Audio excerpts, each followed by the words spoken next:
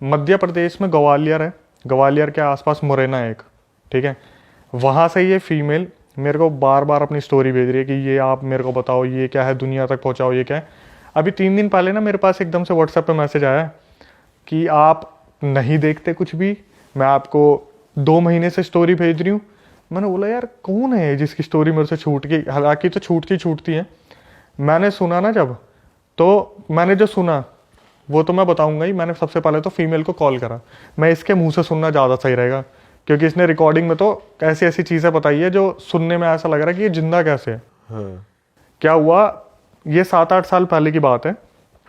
ये फीमेल थी, इसके पापा जो थे ना, पापा और उनकी बहन, मतलब ये मान लो जैसे फैमिली है, पापा और बहन है। तो जो उस लड़के की बहन थी वो लव मैरिज करना चाहती थी कहीं पे। इसके पापा ने मना करा कि तू मत कर, वो लड़का ठीक नहीं है। तो लव मैरिज वाले दिन इस लड़की की जो मतलब वो लड़के की बहन थी, उसका भागने का प्लान था। इसके पापा को पता चल गया।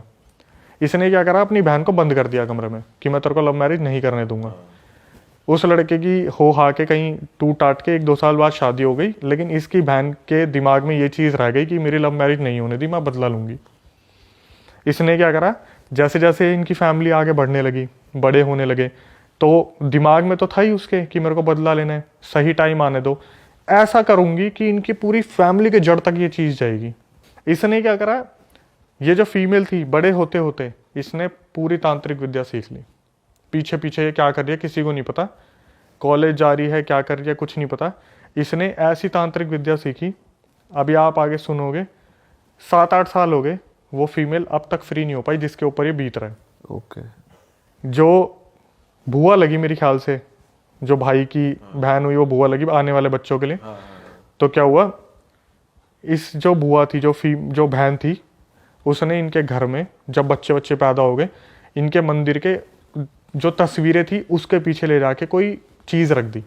अच्छा। हाँ। तो बेसिकली जो कजन भाई था उसकी शादी हो गई या नहीं हुई शादी, तभी तो बुआ लगी, उसकी हो गई ना, बच्चे हो गए। ये मान लो, ये तो पूरी यही सोच रही थी कि मैं तो तब लूंगी जब इनका पूरा वंश बिल्कुल सही चल रहा होगा ना तब। हाँ। लड़की ने बताया कि सर हमारा बदरपुर में अच्छा खासा घर था, आज हम बिल्कुल रोड पे आ गए हैं इन्हीं चीज़ों की वजह से। तो जो बुआ थी उसने क्या करा, इनके मंदिर के पीछे तस्वीरों के पीछे कोई चीज़ ले जाके रख दी। अब क्या हुआ, जो लड़की थी ना, उसकी कज़न भाई की जो लड़की थी, वो पूजा करने जाती थी, तस्वीरें वगैरह साफ करती थी, इसका पहले उस पर हाथ लग गया। ये बता रही है लिटरली जब मेरा हाथ लगा ना, मैं वहाँ पर अकड़ गई, पूरी की पूरी अकड़ गई वहीं की वहीं। बोली मेरे मुंह से ना चू तक की आवाज़ निकलने की हिम्मत नहीं हो रही थी। और ये मेरे को कॉल पे बता रही थी कि आज से 7-8 साल पहले की बात है, जैसे ही मंदिर साफ करा उस चीज़ पर हाथ लगी, मैं वहीं की वहीं अकड़ गई। अब क्या हुआ, इसके साथ डेली कोई ना कोई एक्टिविटी होनी शुरू हो गई। जैसे रात को ये बार बार खड़ी होकर चल दे 12 बजे के बाद, इसके घर वाले देख रहे, कभी ये छत पे मिले, कभी गली के बाहर खड़ी हुई है, कभी उबलता दूध पी लिया, कभी कुछ ना कुछ इसके पास आगे पीछे होता था।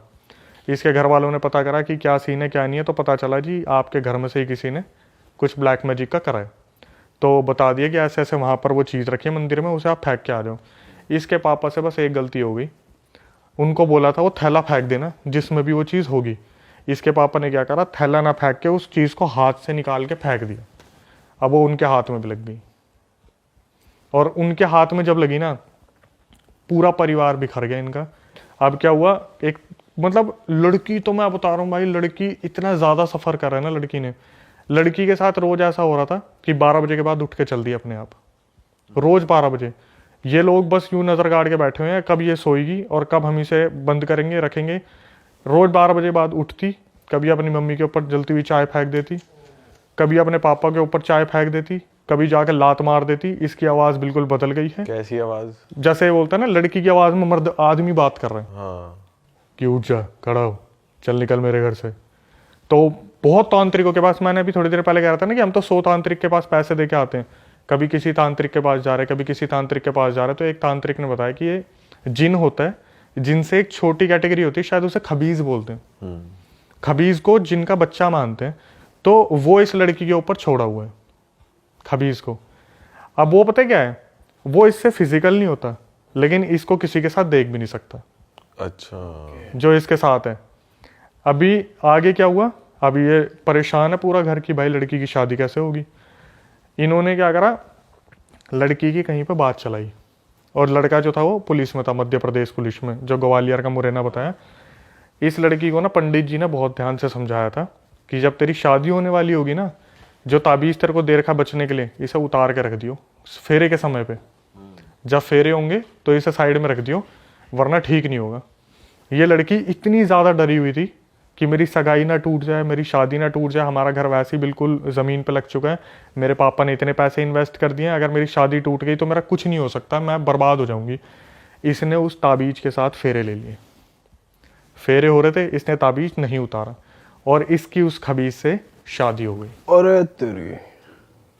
अब देखना क्या हुआ, जैसे ही शादी वादी हो गई, अब भाई पति तो आ रहा है पास कि कुछ सुहागरात वगैरह का सीन हो, ये बेहोश, ये उठ के फिर चल दे कहीं पे, पति को बार बार दूर कर दिया। तो पति जो था उसने इसके घर वालों को फ़ोन करा, जी आपने क्या दे दिया मेरे हाथ में, आपकी जो बेटी है तो पागलों की तरह हरकतें करती है, ये हुआ ये हुआ। लेकिन जो एक ड्यूरेशन होता है ना, शादी से पहले आपस में लड़का लड़की की बात हो रही है, तो लड़के ने एक्सेप्ट कर रखा था कि मेरे को ये लड़की बहुत प्यारी है, सुंदर बहुत थी लड़की, बेसिकली सुंदर है अब भी। और जो भी खबीज था ना उसके साथ, जो भी जिनका जो भी था भाई, उसने ऐसा कर दिया ना कि इसके साथ फिजिकल हो ही नहीं पा रहा। इन्होंने हर तांत्रिक को दिखा लिया, मध्य प्रदेश के हर मंदिर में चले गए, किसी एक तांत्रिक ने इन्हें एक ताबीज़ दिया कि भाई ऐसा है, आप फिजिकल हो जाओ, आपका बच्चा होगा, लेकिन आपको कहीं भी ना मरे हुए के किसी में नहीं जाना, आपको किसी की डेड लोकेशन पे नहीं जाना, जो डेड कोई मरा हो, कोई चल रहा हो। भाई इस लड़की से फिर वही गलती हुई।